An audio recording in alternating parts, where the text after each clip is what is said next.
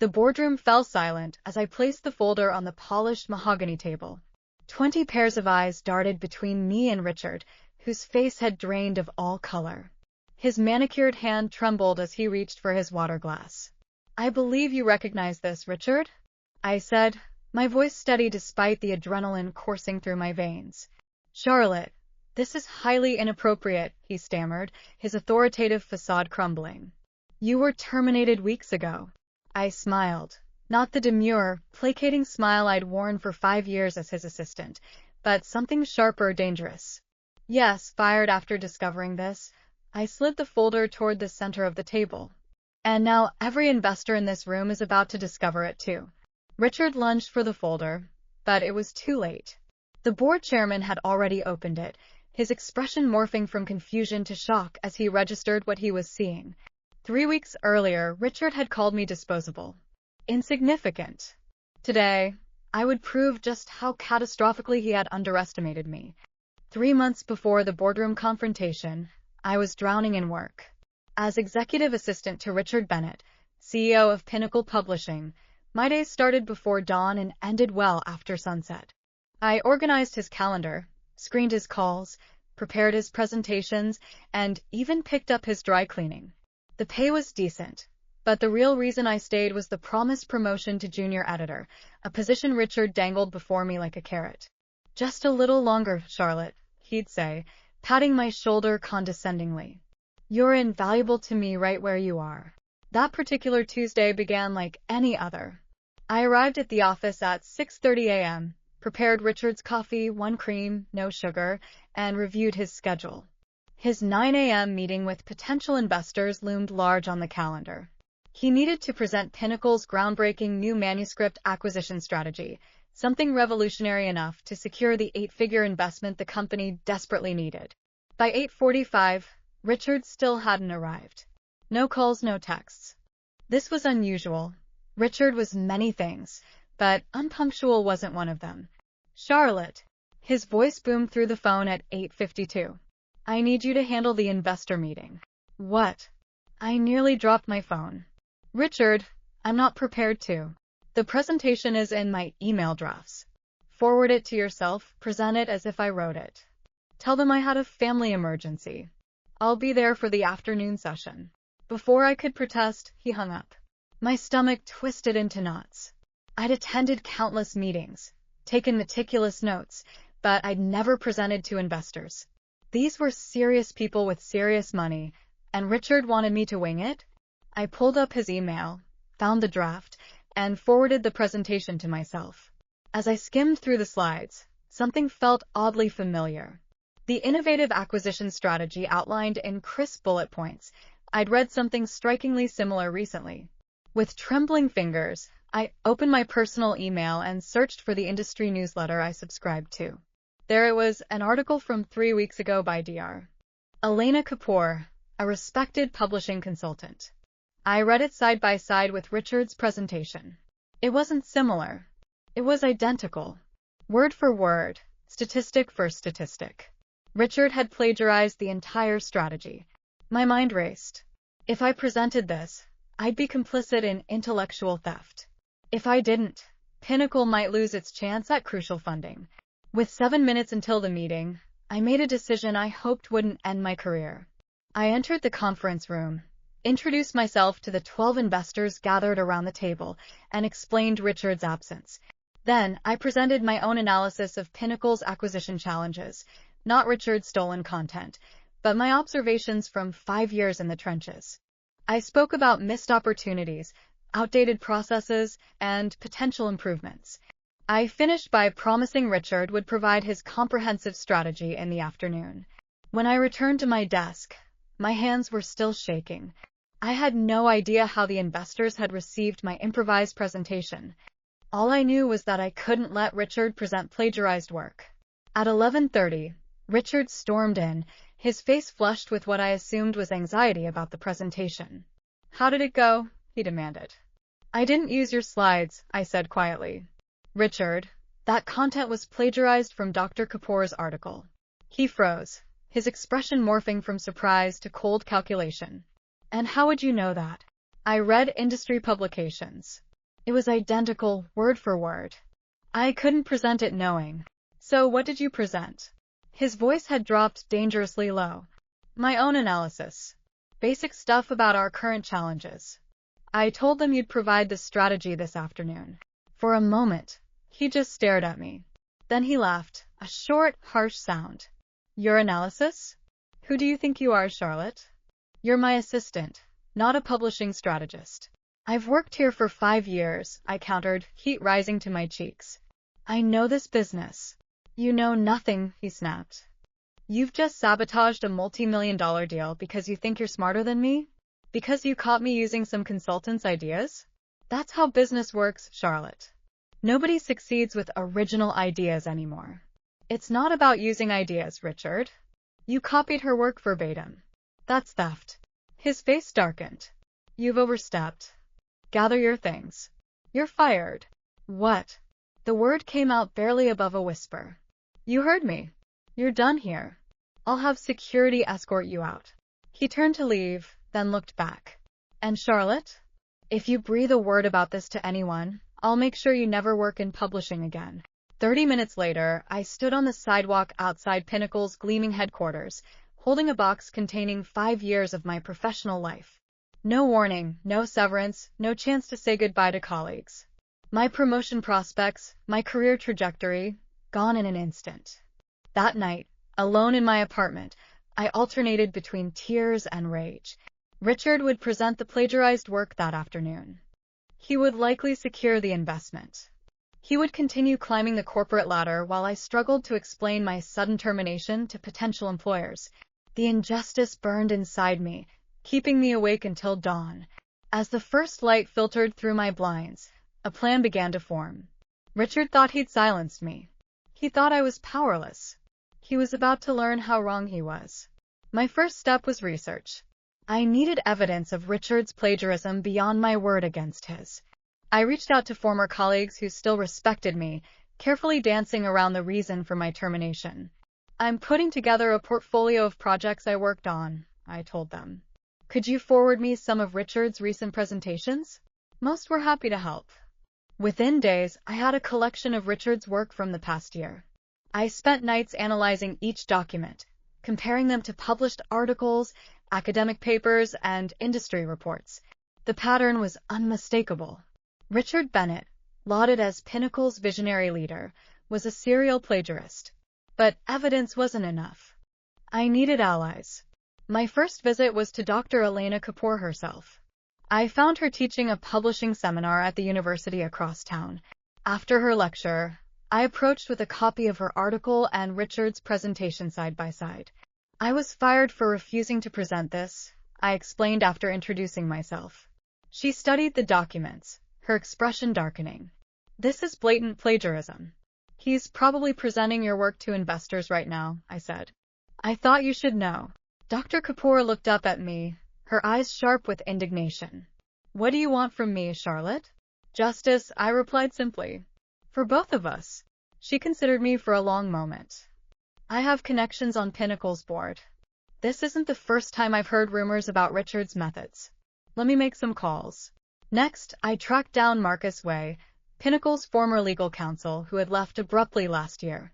Rumors suggested he'd been pushed out after disagreeing with Richard on ethical matters. I found him at his new law firm. I remember you, he said when I entered his office. Richard's shadow. I admitted. Until I discovered what he's really like. Marcus listened intently as I explained my situation. When I finished, he leaned back in his chair. I left because Richard wanted me to help him steal an author's intellectual property rights through contract manipulation, he revealed. I refused. He made my position untenable. Would you be willing to go on record about that? Marcus smiled grimly. I've been waiting for someone to ask. My third ally came unexpectedly. While researching Richard's background, I discovered he'd dated Vanessa Carlyle, an editor at a rival publishing house, before abruptly ending things when he became CEO. I arranged to meet her at a quiet cafe. Richard, she laughed bitterly when I mentioned his name. Let me guess. He took credit for your work, then discarded you when you caught on. Her words hit uncomfortably close to home. Something like that. He did the same to me, she confided. We worked on a manuscript acquisition strategy together when we were both editors. After we broke up, he presented it as his own work to Pinnacle's board. That project got him the CEO position. I'm building a case against him, I told her. Would you help me? Vanessa's smile was predatory. With pleasure.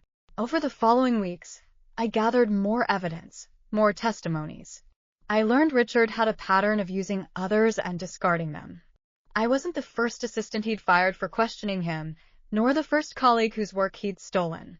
Each person I spoke with provided another piece of the puzzle, another witness to his fraudulent career. Meanwhile, Dr. Kapoor had been working her contacts on Pinnacle's board. The investment deal had gone through. Richard had presented her work as promised, but rumblings of discontent were spreading. Questions about Richard's original contributions were being raised in hushed conversations. 3 weeks after my termination, I received a call from Thomas Blackwood, Pinnacle's board chairman. Ms. Whitaker, his deep voice rumbled over the phone. I understand you have concerns about Richard Bennett's professional conduct. I have evidence, Mr. Blackwood, I corrected. Extensive evidence. I'd like to see it, he said after a pause. The board is meeting tomorrow afternoon. Richard will be presenting his quarterly strategy. Perhaps you could join us afterward.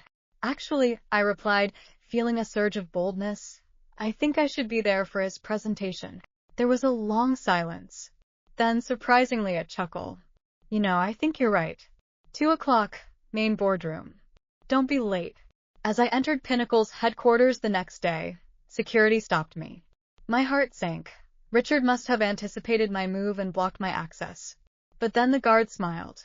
Ms. Whitaker, Mr. Blackwood asked me to escort you personally to the boardroom. Richard's face when I walked in was everything I'd imagined in my vengeful daydreams. Shock, followed by fury, followed by a desperate attempt to maintain composure. Charlotte, he said, his voice strained. This is a closed board meeting. Miss Whitaker is here at my invitation, Thomas Blackwood stated, rising from his seat at the head of the table. Please continue with your presentation, Richard. For the next hour, I sat silently as Richard outlined his innovative strategy for Pinnacle's digital expansion. I recognized entire passages from a tech conference I'd attended on his behalf 6 months earlier. His confident delivery never faltered, even as he presented stolen idea after stolen idea. When he finished, the board members nodded appreciatively. A few even applauded. Richard shot me a triumphant glance. Thank you, Richard, Thomas said. Now, I believe Ms. Whitaker has something to share with us. This was the moment I'd prepared for. I opened my leather portfolio and distributed folders to each board member. What you've just heard, I began, my voice stronger than I expected, is a compilation of other people's work, presented without attribution or permission. I walked them through the evidence methodically. Richard's presentation compared side by side with the original sources. Testimonials from industry experts confirming they'd never been credited. Documentation of Richard's pattern of intellectual theft dating back to his earliest days at Pinnacle. This isn't an isolated incident, I concluded. This is Richard Bennett's entire career. A career built on stolen ideas, plagiarized content, and taking credit for other people's work, including mine. Throughout my presentation, Richard's face had cycled through emotions: dismissal, anger, nervousness, and finally, as the evidence mounted, incontrovertibly fear. This is absurd, he finally sputtered. Charlotte was fired for incompetence. This is clearly revenge.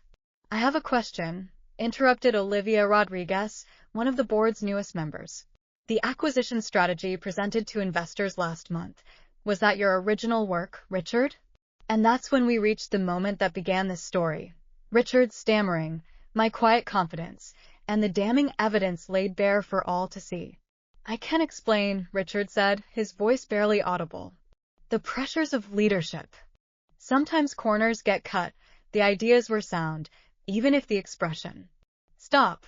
Thomas Blackwood's command silenced the room. Charlotte, thank you for bringing this to our attention. The board will need to discuss this privately. He looked at Richard. You'll wait in your office. As security escorted a shell-shocked Richard from the room, Thomas turned to me. You could have taken this to the media. Why come to us directly? Because I care about Pinnacle, I answered honestly. The company shouldn't suffer for Richard's actions. Thomas nodded thoughtfully. Wait outside, please. We won't be long. 45 minutes later, I was called back in. The atmosphere had changed, tension replaced by resolution. The board has reached several decisions, Thomas announced. Richard Bennett has been terminated, effective immediately. His employment contract includes clear intellectual property clauses which he has violated repeatedly. I felt a wave of vindication wash over me, but Thomas wasn't finished. Additionally, we owe you an apology, Charlotte. Your wrongful termination will be addressed with appropriate compensation. He paused. We're also interested in discussing your return to Pinnacle, not as an assistant, but in an editorial capacity. Your analysis of our acquisition processes impressed several board members, myself included. I struggled to process his words. You're offering me a job? After I just got your CEO fired. Thomas smiled. We're offering you a job because you just saved this company from a serious ethical breach and potential legal disaster. That shows exactly the kind of integrity and courage Pinnacle needs. Epilogue, 6 months later. I smoothed my blazer as I waited for the elevator to reach the executive floor. My new office, with an actual door and windows, still felt surreal after years at a desk outside Richard's domain. As junior acquisitions editor, I now led the team implementing the strategy I developed, properly credited to all contributors, including Dr. Kapoor, who had become both mentor and friend. Marcus Way had returned as Pinnacle's legal counsel. Even Vanessa occasionally consulted on special projects. Richard's reputation had collapsed spectacularly after our confrontation. No publishing house would touch him. Last I heard, he was trying to launch a self-help blog about authentic leadership. The elevator doors opened, and Thomas Blackwood stepped in. Charlotte, he greeted warmly. Just the person I wanted to see. The board reviewed your first quarter results. Impressive work. Thank you, I replied, still not entirely comfortable with praise from the chairman. We're announcing a new executive position next month, he continued. Director of Content Innovation. You should apply. As the elevator descended, I thought about how dramatically my life had changed. 6 months ago, I'd stood outside this building, clutching a box of belongings, my career in tatters. Now I was being groomed for an executive role. The doors opened at the lobby. Thomas stepped out, then turned back. You know why you're succeeding here, Charlotte? It's not just your talent or work ethic, though those are exceptional. It's that you were willing to stand up for what's right, even when it cost you everything. He smiled. That's the kind of courage that builds careers. Real ones, not stolen ones. As he walked away, I felt the last shadows of my time with Richard finally lift. My revenge hadn't been about destroying him. It had been about reclaiming my own worth and dignity. In doing so, I'd found something far more valuable than vengeance. I'd found my voice, my power, and my place. Richard had underestimated me, dismissed me as insignificant. In the end, that had been his greatest mistake, and my greatest opportunity.